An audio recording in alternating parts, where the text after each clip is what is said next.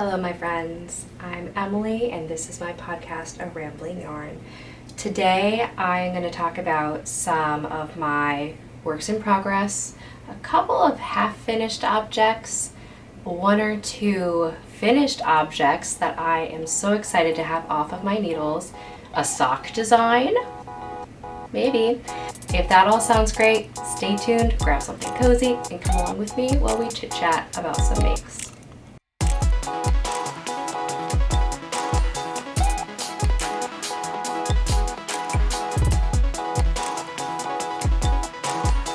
I just would like to give a shout out to my parents who they went to Normandy for some D-Day celebrations and acknowledgements and festivities this past year, and they had a layover in Ireland and they got me this mug because of course. So I only have a few things to talk about. I have two FOs at the moment. One of which you see behind me, which we talked briefly about on my previous episode. The other one is the Birds of a Feather shawl by Andrea Mowry, which I also have, well, if you've been watching my podcast for a while now, you will be very familiar with this. This work in progress has been on my needles since, I want to say, March of 2022. So it's been hanging on for a while. This was definitely no small feat. And now that it's finished and blocked out, it's definitely not small at all. So this thing, once blocking this, it took up a whole entire room, I have to say. Thankfully, I was actually in the middle of cleaning out a playroom and I had the whole entire floor cleared. So I was able to put all of the blocking mats down and maybe rearrange some furniture while I got this thing pinned out and everything. And oh my goodness, it was crazy. But look at this though. Like, this thing, I feel like it took forever, but it was totally worth it, and I loved this. So this is the Birds of a Feather shawl by Andrea Mowry. I used both yarns, the main color and contrasting, although I guess it's not really a main color because there's only two. There is mohair in my throat. The green yarn is Kid Silk Mohair. It is in the colorway Yucca and it is dyed by Fiber for the People. The orange is a Merino, I think it's just Merino, and it is a single ply and it is in the colorway Pear, also dyed by Fiber for the People. I'm still trying to figure out how to style a shawl that is so giant. But for now, it's been very helpful on the really cold New England mornings when I have to get my kiddos up and out the door to school. We don't have a car line where they can just hop out and run in. They do not take the bus because apparently we live too close, and which is fine. So I have to get everybody in the car and out of the car and walked in, which is not bad, but it can be a little brisk. So this has been very helpful for those mornings. It is wonderful. I think I would make this again, and I would definitely recommend this to someone who wanted to jump into shawl knitting. This is the only shawl that I have ever knit. And I've crocheted like one or two shawls before, but it's not territory that I'm super duper familiar with. So as a beginner, I found this a good starting place. There's a little bit of lace work, contrasting colors to keep you interested, a lot of stockinette back and forth. So it has a nice squish factor and it was simple and it was great and I love it. The next finished objects that I have to show you, they are not perfect in the least. This is not a crafty medium that I am used to at all, I sewed stockings. I have been saying for years now that I want to knit my family like really cool heirloom piece stockings. And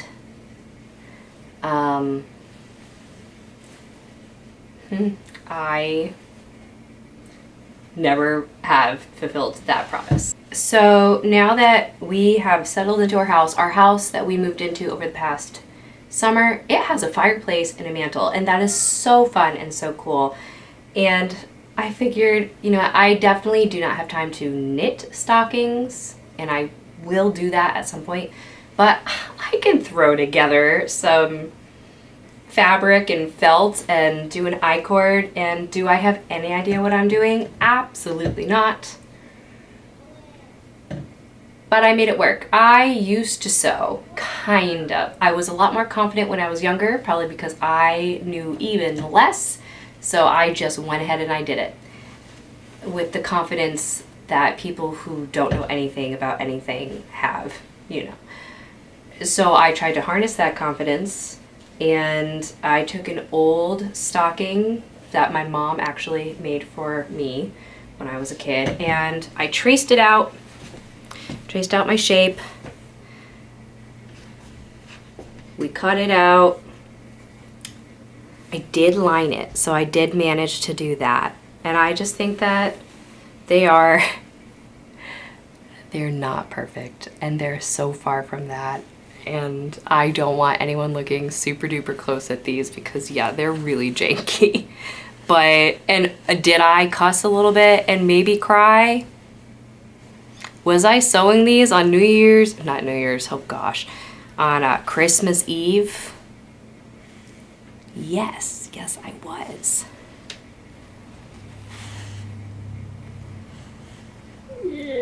I don't know if the camera is picking it up, but I used this fun, is it called batik? Batik? This cool, like, printed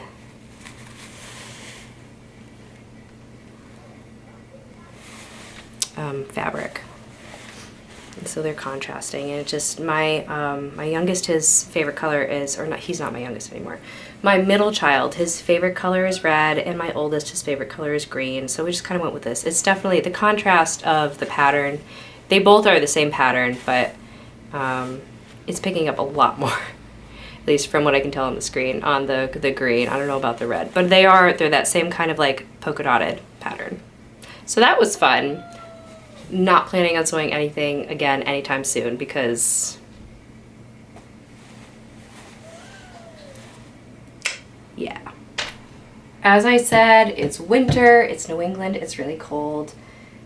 Once I finished my broken rope socks, which is a design by Summerly Knits, which I talked about on my last episode of the podcast, I needed just a little palette cleanser because I finished a couple of things up.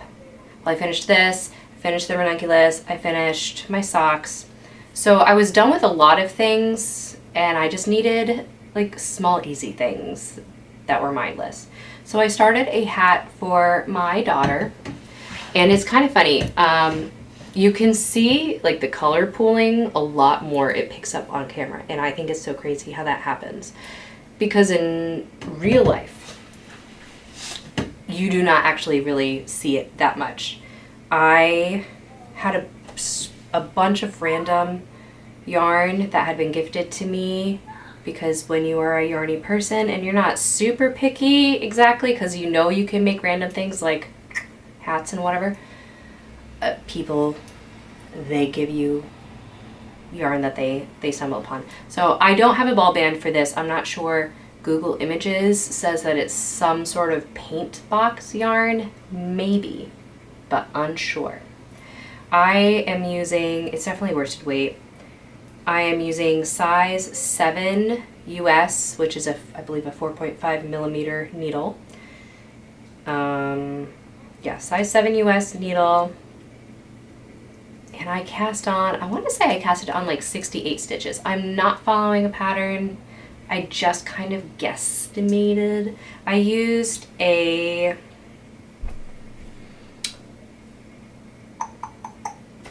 it's not a long tail cast on. What is it? Backwards loop. I used a backwards loop cast on, which I feel I am a somewhat tight knitter. I have learned over the years to watch my gauge because I am very aware that I am a tight knitter, but I have yet to find a cast on that is really stretchy, that doesn't look like, what does that mean? That doesn't flare like a trumpet, you know? Same for cast offs. I think I've perfected cast offs. I think I've perfected a modification of, what is it? The incredibly stretchy bind off. There's a name, there's someone who did it. I've changed it up a little bit, and it's like it's a half stretchy bind off, so that it actually lays really flat, and it has a good amount of stretch, and I've been very happy with that. But as far as a cast on, I haven't found anything that lays flat and doesn't trumpet and also stretches really nice. So I've been using, I do this on my socks, I've done it on hats, and sometimes I use it on sweater necklines, but just the backward loop cast on. So I did that, 68 stitches. We're going, I just tried it on her itty bitty head. She is a very petite lady. She is going on 14 months now, and she is still wearing like 6 to 9 month clothes, sometimes 12 months. She's really tiny. She's healthy, she's happy, she's just very petite.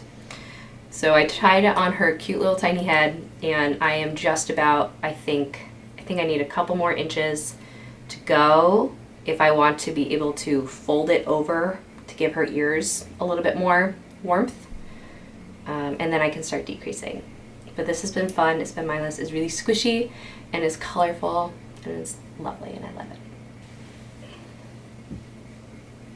Too hot.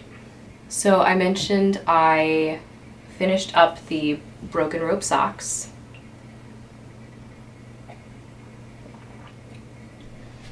And I have used this yarn before. I've used this yarn before back when I first started getting back into knitting socks. I ordered this beautiful skein hank of hand-dyed yarn. I believe the dyer is Rosehill Yarn Co. And this colorway, if I'm remembering off the top of my head, was Okanagan Summer, which I'm pretty sure is somewhere in Canada because the dyer is Canadian. That pair of socks I knit toe up, the only pair of socks that I've ever done that for, and I did a version of the Fish Lips Kiss heel in which I tried a different type of short rows instead of the twin, I don't know. I didn't like the way that the short rows were done in that one, so I tried wrap and turns or something different. And that was before I had really ever actually done short rows in general. I never liked how they fit, and I never again have done toe up, and I have more or less gone away from that type of heel. If you want to hear me talk a little bit about diving back in and seeing if I liked it again, you can hear me talk about the broken rope socks that I completed in the last episode, because I did try it again just to see if maybe after all this time, maybe I would like them more. They're okay. This one I did, it is a ribbed pattern, but it's got a little bit of texture. It has a 6-inch leg and a heel flap and gusset. I did the type of heel which I have found to fit my foot the best, which is actually like a squared off heel, and I enjoy that a lot. I love ribbed socks because I don't like slouchy socks. I need something that hugs my foot, and I need something that hugs the back of my ankle, because apparently that part, like the Achilles heel, like the tendon there, for me, it's rather skinny. So I need something that will really hug it and not kind of slip slide all over the place.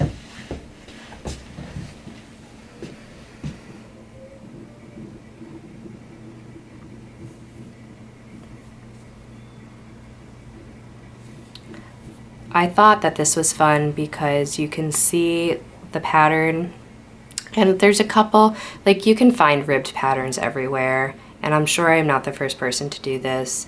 However, they're everywhere. I did try to look on Ravelry to see if I was copying anybody's, but honestly, I couldn't find anybody's that looked exactly like this, so I'm not really sure. But it has just a little bit of a cuff, because I figured if the rest of the leg is ribbed, then that's okay. It has the heel, which is somewhat in pattern, and yeah, just your typical rounded toe. And this was a lot of fun. And so now I have to unravel the other sock that was previously knit and maybe actually pay more attention and write stuff down. But this was a lot of fun to work with. Again, a good pop of color, a little bit of texture with just the familiarity of a rib, and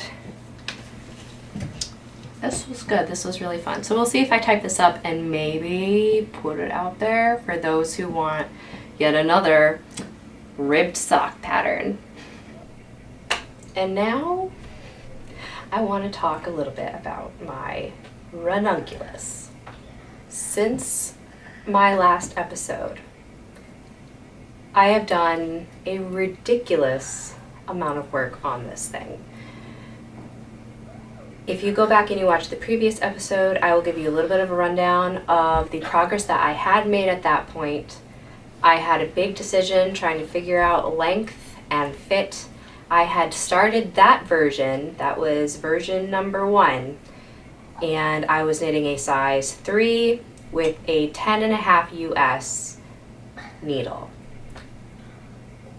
I was at somewhat of crossroads, and in the end, after I filmed that whole thing, I ended up frogging it because it just didn't fit the way that I wanted it to, and my gauge in general was a little wonky. I'm a tight knitter, so I want to say like I was a couple stitches too small for gauge, which is why I ended up with a size 3, because that was supposed to give me, if I was perfectly at gauge, about 10 inches of positive ease. So I figured that would they would even each other out. Turns out it didn't actually, and it was a very fitted, like, couple inches positive ease, if any. And you can go back and you can see the fit of the body of that sweater. I finished it and ended up I didn't like it. So I tore it out. I ended up doing what I really should have done at the very beginning, and I went up a needle size to a size 11 needle, which I don't think I've ever made anything with a size 11 needle. It just felt absolutely gigantic. Especially when I'm used to working like on socks and things like that. It just felt huge. Just wasn't loving the fit. Had a feeling that even with blocking, it wasn't going to be my jam. So did that, moved up to a size 11 needle, felt really awkward about it. And because I moved up to the size 11, I actually went down to the size 2. I finished the body of that one, and I think I started a sleeve. And that felt like I was wearing, like I had like 20 inches of positive ease somehow. I went from having like a very fitted sweater to like wearing a flour sack, and it was ridiculous. And yeah, so I was like, this is definitely not what I was going for. So then I ripped that out again. And what I have now is it was the last thing that I did. I kept to the size 11, dropped to a size 11 US needle, dropped to the size 1 of the pattern, got through it. Still felt like it was kind of awkwardly big. Blocking helped. I do think that blocking helped. And I don't know. I can't particularly say that this is my absolute favorite sweater. It has grown on me, and I will say I have worn this a lot more than I thought that I was going to initially when I had finished blocking it and was kind of indecisive. My sleeves ended up longer than I thought they were going to. And there is a lot of positive ease. But in the end, I feel like the fit of this has turned out to be more or less like a really kind of comfy, oversized crew neck sweatshirt sort of deal. And this has just been like my kind of sloggy, like throw this sweater on and be really warm inside the house. I feel like the yarn I used was good for it in the sense that this is a more budget-friendly yarn, Patons Classic Wool, which is readily available at the majority of your big box yarn stores. I think it was like, I know I had a coupon. I ordered it online from Joann's, and it ended up being like maybe $8 a skein, and I used 5 of them with like the tiniest little bit left over. So I squeaked in there using all of it. Thought I was going to play a little bit more of Yarn Chicken than I did, but it got done. There were so many modifications that went into this sweater, and honestly, I'm going to be sharing my complete thoughts on all of this in a separate review, because I feel like this pattern, as interesting as it was, I feel like no one tells you what you're getting into when you start the Ranunculus, and the people need to know. I have a lot of thoughts. I was spotted in the wild by another knitter. We had a moment. I asked if she made her hat. She says she's been clocking me, liked my sweater, had a conversation. We should have become friends, but I will probably never see her again in my life. But that was fun, and I was wearing this sweater at the time. But here she is. She's done. She's comfy. She's at least very comfy. Blocking 100% helped. This, the Patons Classic Wool is untreated and 100% wool. And so I was able to spit splice the ends together.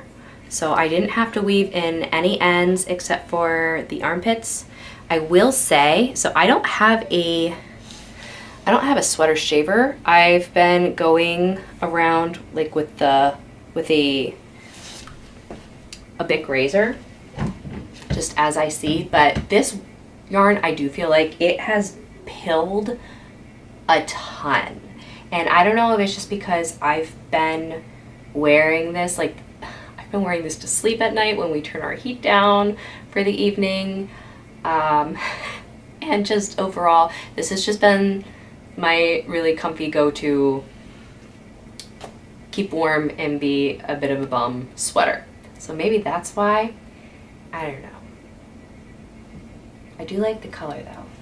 I like the color. And if I made it again, which I'm not ruling that out, I probably would modify this yet again. My husband actually really enjoys the fit of the sweater on himself. So now I'm also contemplating getting this yarn in a different color and making him something not quite as feminine as this, but along the same, like the style of fit. Maybe. I don't know. we'll see. While I was knitting this, I actually enjoyed listening to the book Fourth Wing. That was my go-to entertainment while I was doing this.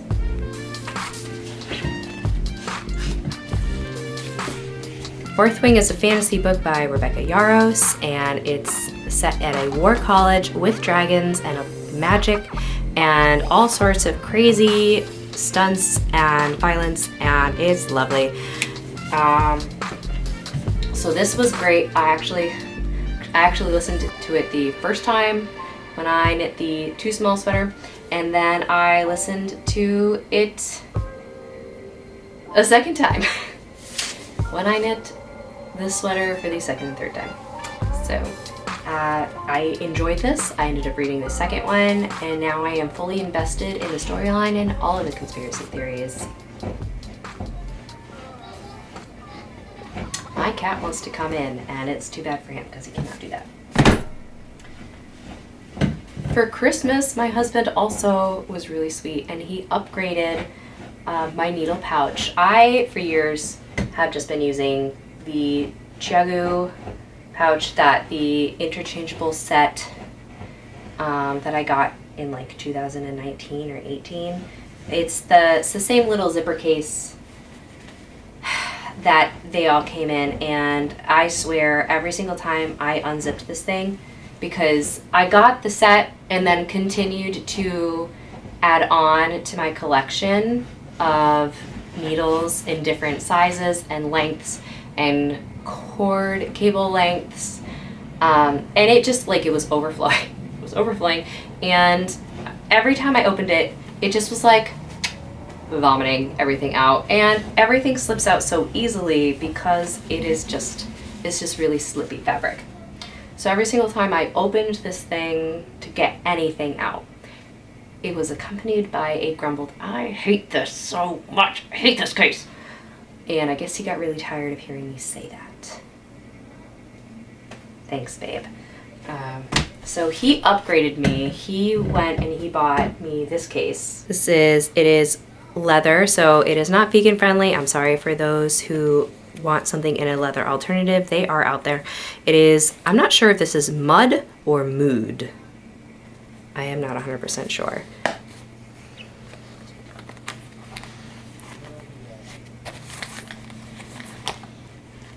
But it opens. It's got lots of pockets, like so many pockets here and here. They're separated, so you can keep them like that. They zip this way.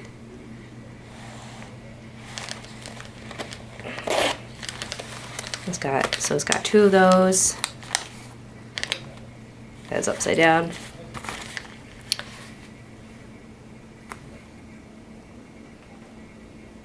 And it feels luxurious, and I love it so very, very much. It's only taken me like 15 years of knitting and like 7 years of having an interchangeable set to finally upgrade to something a little bit nicer. So thank you. Since I finished one sweater, I did, of course, start another one. I've been eyeballing the pattern called, what is it? Oh, I've been eyeballing the Mandolin sweater, which is it's not a sweater, it's a cardigan. And it's by Amy Christoffers, who did the Felix pullover and the Felix cardigan. And so I started it, I did swatch, and then last minute I changed my mind and went up a needle size for the main body, and now I think I made the wrong decision, but I'm not that far into like this lacy pattern, so I think it's okay. I can go back, but I'm also having second thoughts on the yarn that I'm using. So I have a sweater's quantity of Berroco Mochi, which is squishy and soft, and it's like that almost like a chainette, where it's like blown in. This is 37% baby alpaca, 35% nylon, 26% fine merino, and 2% other fiber, which I am assuming is, you know, just like the neps that are in here, which make it tweedy. And I'm loving how it works up. The color is just so pretty. The color is gorgeous and I love it.